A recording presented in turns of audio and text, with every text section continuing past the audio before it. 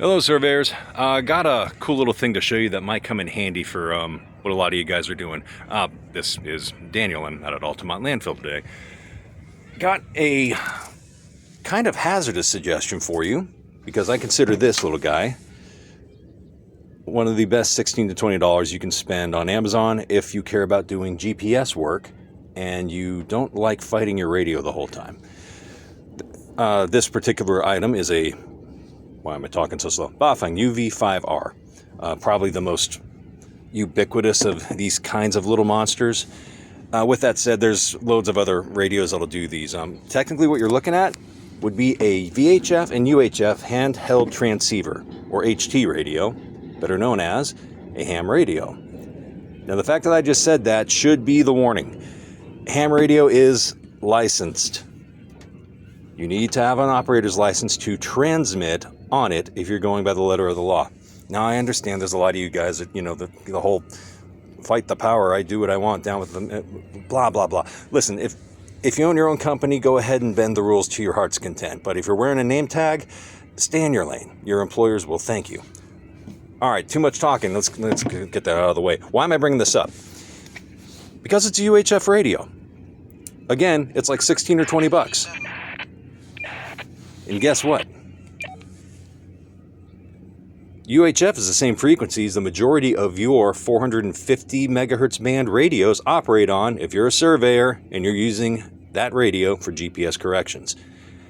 How many of you ever go to, say, 46100? Well, I just tuned into that. Congratulations, you just got yourself a $16 noise sniffer. And I'll tell you right now, there's a lot of jobs I go to where the first thing I do when I'm getting ready to set up, if I know what radio channel I want to use, I'll turn this on. And I'll go like, hey, 464.55 sounds good today. 464.550. And yeah, for the moment that seems pretty okay. Let me flip through a couple other channels here.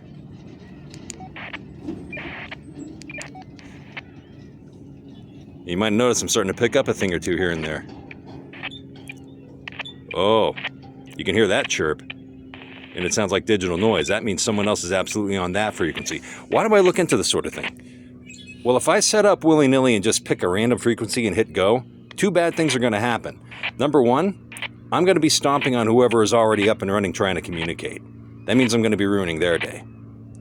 It also means their communications are going to stomp on anything I want to do. That's going to ruin my day because now I've got half the range I was looking for, or it's going to drop out when I get 10 feet from the base. Bad times all around. So you flip through the channels that you know work for you. Oh, listen to how much noise there is.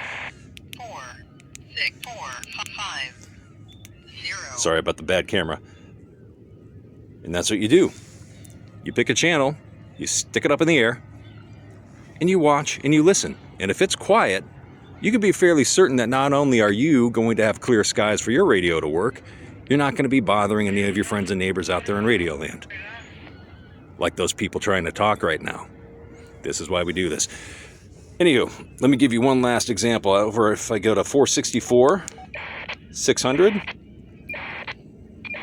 that's a curious little digital kind of pulse, wouldn't you say? Well, earlier when I set up, that's a frequency I chose because that is what my current base radio is broadcasting at right now. This was the cleanest channel of the bunch. I set it up, flipped over to those frequencies on both my base and rover. I turned channel sharing on as a courtesy because that way my radio shuts up.